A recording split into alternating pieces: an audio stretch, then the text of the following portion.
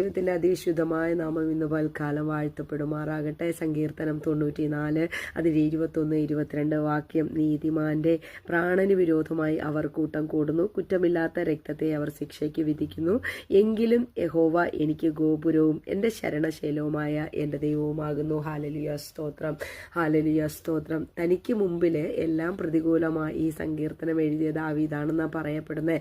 എന്നാൽ ഹാലലുയ തൻ്റെ മുമ്പിൽ എല്ലാം പ്രതികൂലമാകുമ്പോഴും പ്രതിസന്ധികൾ വരുമ്പോഴും അല്ലെങ്കിൽ താൻ ചെയ്യാത്ത തെറ്റിൻ്റെ പേരിൽ തന്നെ ക്രൂശിക്കുമ്പോഴും വേദനിപ്പിക്കുമ്പോഴും തന്നെ കുറ്റപ്പെടുത്തുമ്പോഴും ഹാലലിയ എല്ലായിടത്തു നിന്നും അവഗണനകൾ ഹാലലിയ കുന്നോളം കരങ്ങളിൽ മേടിക്കുമ്പോഴും ഹാലലിയ ദാവീദിന് അല്ലെങ്കിൽ ആ ഭക്തന് ഒരു പരാതിയില്ല കേട്ടോ. ആ ഭക്തൻ പറയുക, യഹോവ എൻ്റെ ശൈലമാ, അവൻ എൻ്റെ ശരണശൈലമാ, ദൈവം എൻ്റെ പക്ഷത്തുണ്ടല്ലോ, സാരമില്ല, അവരെന്നെ വിഷമിപ്പിച്ചോട്ടെ അല്ലെങ്കിൽ അവരെന്നെ ദ്രോഹിച്ചോട്ടെ, സാരമില്ല കേട്ടോ, അവരുടെ ഹാലലി നന്മയ്ക്കായിട്ട് മാത്രമാണ് എൻ്റെ പ്രാർത്ഥനയുള്ളതെന്ന് ഹാലലി സങ്കീർത്തനക്കാരൻ പറയുക. ഇന്ന് പൽക്കാലം എന്നെ കേൾക്കുന്ന എൻ്റെ സഹോദരങ്ങളെ, എനിക്ക് നിങ്ങളോട് പറയാനുള്ളത് ഹാലലിയ സ്തോത്രം. നിങ്ങൾ കടന്നു പോകുന്ന ഏത് മേഖലയാവട്ടെ, അറിയില്ല നിങ്ങൾ ഒരു പക്ഷേ ഈ സാഹചര്യങ്ങളിലൂടെയൊക്കെ കടന്നു പോയിട്ടുണ്ടോ എന്ന് എനിക്കറിയില്ല. പക്ഷെ ഞാൻ കടന്നു പോയിട്ടുണ്ട് കേട്ടോ. നമ്മൾ ചെയ്യാത്ത പലപ്പോഴും നമ്മൾ മനസ്സാൽ പോലും അറിയാത്ത കാര്യങ്ങൾ പറഞ്ഞിട്ട് നമ്മളത് ചെയ്തു എന്ന് പറഞ്ഞിട്ട് സമർത്ഥിക്കുന്ന ചില ആൾക്കാർ നമ്മുടെ ചുറ്റിലുമുണ്ട്, നിങ്ങളുടെ ചുറ്റിലുമുണ്ട്. നിങ്ങൾ ശ്രദ്ധിച്ചു നോക്കിയാൽ അവരെ നിങ്ങൾക്ക് കാണാനായിട്ട് കഴിയും. ഞാൻ അവരുടെ കുറ്റം പറയാനല്ല ഹാലലുയ ഈ മെസ്സേജ് പറയുന്നത്. ഇവിടെ ഞാൻ ദൈവത്തിൻ്റെ കരം എന്താണെന്ന് നിങ്ങളോട് പറയാനാ. ഹാലലുയ നിങ്ങൾ ആ പ്രതികൂലങ്ങളൊക്കെ കാണുമ്പോഴുണ്ടല്ലോ, നിങ്ങളൊന്ന് കർത്താവിങ്കിലേക്കൊന്ന് തിരിയാമോ? കർത്താവിനൊന്ന് സമർപ്പിച്ച് പ്രാർത്ഥിക്കാമോ? ദൈവമേ ഹാലലി, എനിക്ക് പലപ്പോഴും നീതി നിഷേധിക്കപ്പെടുകയാ.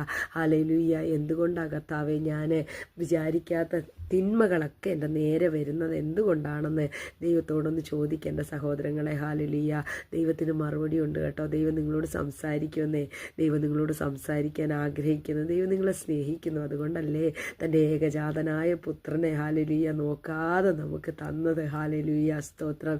ഇന്ന് പൽക്കാലം ഈ വചനത്തിൻ്റെ മുമ്പാകെ നിങ്ങളെ സമർപ്പിക്കുക, പ്രാർത്ഥിക്കുക. ദൈവത്തിൻ്റെ വചനം പറയുക, എങ്കിലും യഹോവ എനിക്ക് ഗോപുരവും എൻ്റെ ശരണശൈലവും എൻ്റെ ദൈവവുമാകുന്നു. ഹാലലുയ്യ, ഗോപുരത്തിൻ്റെ പ്രത്യേകത എന്താ?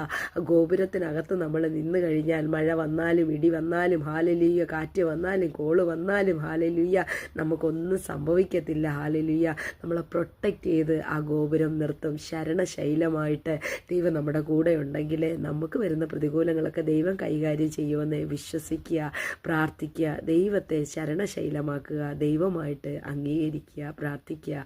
കർത്താവ് നിങ്ങളെ വഴി നടത്തും. ഏത് പ്രതികൂലമാകട്ടെ, ദൈവത്തിന് കഴിയാത്ത ഒരു കാര്യവുമില്ല. വിശ്വസിക്കുക. പ്രതികൂലങ്ങളൊക്കെ ജയിച്ച് നിങ്ങൾ പുറത്തു